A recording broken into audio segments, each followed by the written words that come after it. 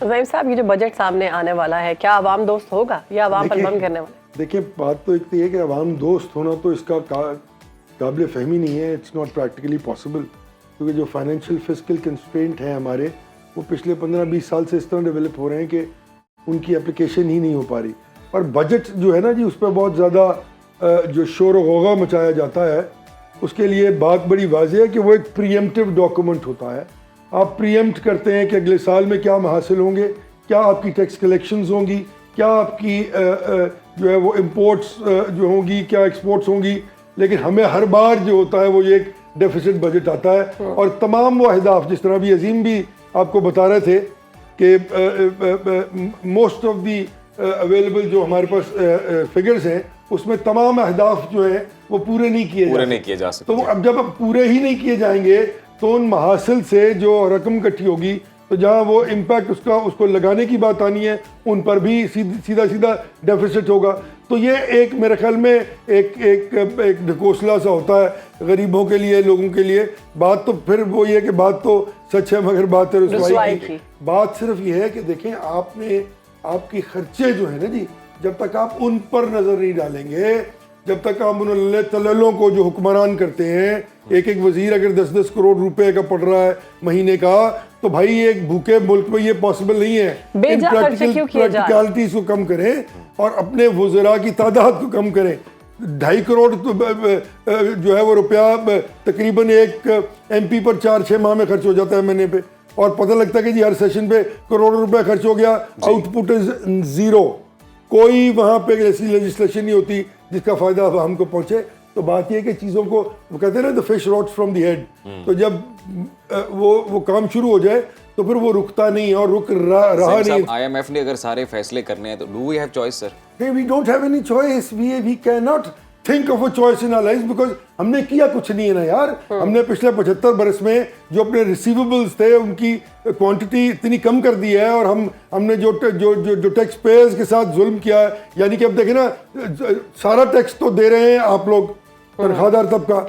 Businessman का सही tax valuation हो ही नहीं पाई। साहब, मैं आपको बताती चलूं, और आज ये आप कहते हैं 11 माह के अंदर 325 अरब रुपए इनकम टैक्स लिया गया है, ये तनख्वाहदार तबके से लिया गया है, और मजीद जो है ये तनख्वाहदार तबके पर टैक्स लगाने के लिए तैयार है। इसलिए कि आपकी टैक्स कलेक्शन का तरीका कार ही गलत है। आपको ये इल्म ही नहीं है कि आप जब कहते हैं ना टैक्स नेट ब्रॉड करना आपने, तो भाई आप तो पाकिस्तान के हर शख्स से, हर फर्द से टैक्स ले रहे हैं। वो शख्स जो माचिस की एक डिब्बी खरीदता है अपने घर का चूल्हा जलाने के लिए, उसमें भी लिखा होता है 10 रुपए plus tax. So if everybody is directly और इनडायरेक्टली, अब देखिए ना, 2 इकसाम है टैक्स की, डायरेक्ट टैक्सेशन और इनडायरेक्ट टैक्सेशन। आपने दोनों इम्प्लाई की हुई है पाकिस्तान में, यानी कि हर वो शख्स, और फिर आपको फिर क्यों कोई टैक्स दे। और नंबर 2 सबसे इंपॉर्टेंट बात, टैक्स क्यों दिया जाता है कि वो टैक्स गवर्नमेंट अवाम की बेहतरी के लिए खर्च करे, और वो रिक्वायरमेंट्स, यानी कि वो पानी, वो सड़कें, वो लॉ एंड ऑर्डर, वो सिचुएशंस जो हुकूमत ने प्रोवाइड करनी होती हैं, वो उससे करे। क्या इस मुल्क में लॉ एंड ऑर्डर की सिचुएशन ठीक है? क्या इस मुल्क में बिजली मिल रही है लोगों को? क्या इस मुल्क में पानी सही मिल रहा है? क्या इस मुल्क की सड़कें जो है वो इस काबिल हैं कि उन पर चला जा सके? क्या बेसिक कम्युनिटीज ऑफ लाइफ जो देना फंडामेंटल राइट के तहत हर हुकूमत का फर्ज है, वो दिए जाते हैं? तो कहाँ जाता है टैक्स? अब्दुर्रहमान, ब्यूरोक्रेट्स और सियासतदानों की जेबों में सब कुछ ऐसे ही है। ज़हीर साहब, क्या कहेंगे ये जो रिपोर्ट के बारे में बात कर रहे हैं? देखिए, अब्दुर्रहमान साहब ने बिल्कुल माशाल्लाह 3,900 अरब रुपए की रियायत दी गई है। ये तो वो है जो आपको डॉक्यूमेंट हो गई ना जी। ये तो वो डॉक्यूमेंट हो गई जो वो चोरी करते हैं टैक्स की, और जिस तरह वो टैक्सेस को अवेट करते हैं इस मुल्क में, और उनको फैसिलिटेट किया जाता है कि उनकी जो उनके प्रॉफिट्स हैं वो अरबों की बजाय अगर करोड़ों में आ जाएं तो वो, अल्लाह माफ़ करे, लगता है कि वो फौत हो जाएंगे सुबह, और उनको नुकसान होना शुरू हो जाता है। अर्ज यह है कि ये 2200 खानदानों की बात की ना इन्होंने, 100% दुरुस्त की। ये तभी तो मैं इसको डेमोक्रेसी नहीं ओलिगार्की कहता हूँ ना, कि ये 5-3 लोगों के पिलर्स हैं, फाइनेंशियल पिलर्स बन गए इस मुल्क में, जो इस मुल्क की हर सतह पर चीज़ों को कंट्रोल करते हैं। और जब वो आते हैं इक़्तिदार में, अपनी मर्जी की फाइनेंशियल फिजिकल पॉलिसीज बनाते हैं जो उनको सूट करें। वो यहाँ पे ये भी होता रहा है ना कि 5 शिप स्क्रैप के आए, पता लगा उसमें VCR थे, और रात को SR वो इशू हुआ और सुबह वो SRO वापस हो गया। तो ये इस मुल्क की रजीम रही है ना। तो गरीब के लिए बजट तो भाईजान, गरीब के लिए तो बजट ये है 2 रोटियां और 1 सालन और 2 वक्त की रोटी, तीसरे वक्त की रोटी की भी बात नहीं करता वो। क्या इस बजट में कोई ऐसी चीज है जिससे ये चीज मेक श्योर की जा सके कि इस मुल्क में हर शख्स को 2 वक्त की रोटी मिलेगी? और ज़हीम साहब ये भी खबर आ रही है कि दूसरी तरफ PHDP की मद में हर MPA को 1 अरब रुपए के तरक्याती फंड्स दिए जाने के। ये देखे ना ये क्या है, ये मजाक है इस मुल्क के साथ यार। मतलब फॉर्म 47 और फॉर्म 45 का झगड़ा अभी तक हुआ नहीं है, वो फिर 20-20 करोड़ रुपए बना लेंगे। और अब्दुर्रहमान साहब ने कहा कितने पैसे लगते हैं, तो भाईजान लड़ने के लिए 10 करोड़ और जीतने के लिए 25 करोड़ इतने पैसे लगते हैं इलेक्शन में। इसलिए हम जैसे गरीब लोगों ने तोबा कर ली है कि हम जो काम करते अभी मौजूदा हुकूमत तो ये भी क्लेम कर रही है कि महंगाई में कमी भी आई है, कुछ रिलीफ भी मिला है। तो अभी आपको क्या लग रहा है इस बजट के बाद होगा कुछ? ये बात करने वाले तो खैर मैं बुरा लफ्ज़ नहीं इस्तेमाल करना चाहता, सुनने वालों को भी ये बात जो है ना वो कान पे इस तरह लगती है किसी ने चपेट मारी है। मुझे भी आपने बात की है तो मुझे लगता है कि किसी ने मेरे मुंह पे थप्पड़ रसीद किया है उस गरीब की तरफ से जो 3-4 दिन से सिर्फ दोपहर की रोटी या रात की रोटी खा के सोता है और उसको अगले दिन की रोटी का पता नहीं होता। ये बजट्स वगैरह सब फ्रॉड है जी। क्योंकि मेरा सब्जेक्ट है इकोनॉमिक्स, ये सब प्रीएम्प्टिव डॉक्यूमेंट्स होते हैं। फिर आप कहते हैं जी डेफिसिट बजट हो गया, टैक्स टू GDP रेशो ये हो गई, आपकी ट्रेड डेफिसिट इतना हो गया, और फिर मातम करते हुए आप फिर IMF की जाके दरवाजे पे बैठ के भीख मांगने लग जाते हैं और खुद वो पैसे जो इकट्ठे होते हैं वो आप खर्च चुके होते हैं। With this attitude there is no silver lining, I am sorry.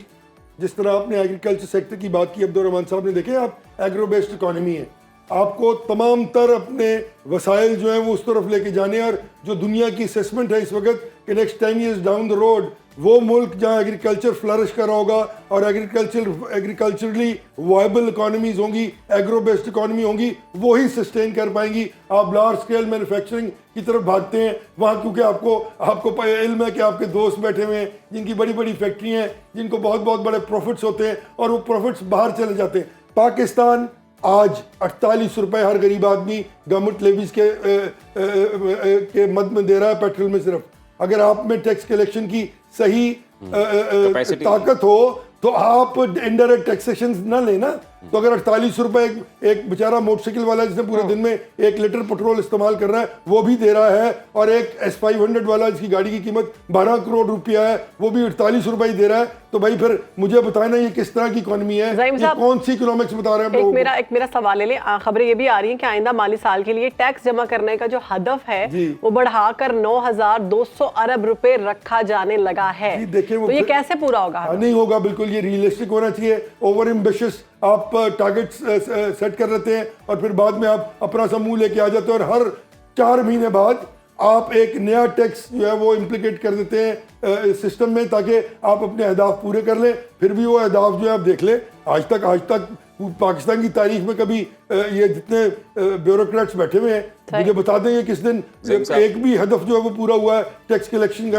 वक्त कम है, जाते जाते मैं कहता हूँ कुछ और मामलात पे भी और जो डेवलपमेंट्स है वो भी हम डिस्कस करते हैं। और वो ये सर आप तो मुझे लग रहा है कि हालात वाकई बेहतर होने वाले हैं, क्योंकि बानी PTI की जानिब से अब खबरें आने शुरू हो गई कि वो हुकूमत के साथ मुज़ाकरात के लिए तैयार है और जो महमूद खान अचकज़ई की ज़ेर क़यादत एक डेलीगेशन है जो बातचीत करेगा। देखिए बिल्कुल दुरुस्त बात है, ये भी अच्छा एक क्योंकि ये ऑब्वियसली मैक्रो इकोनॉमिक इंडिकेटर्स में पॉलिटिकल स्टेबिलिटी जो है that plays a very vital role. वो सबसे बड़ा मैक्रो इकोनॉमिक इंडिकेटर हुआ करता है किसी मुल्क का, और अगर पॉलिटिकल स्टेबिलिटी के लिए ये काम किया जा रहा है तो बिल्कुल मैं तो इसको बिल्कुल सपोर्ट करता हूँ। और अल्लाह करे कि ये चीज़ें जो है ये मंतकी अंजाम तक पहुँचे और एक कॉन्सेप्ट, एक मैसेज जो है वो कन्वे हो इंटरनेशनल मार्केट में कि हम एक वायबल मुल्क हैं और हम मिलकर नेशनल इश्यूज पर नेशनल कंसेंसस करना चाहते हैं और जानते हैं।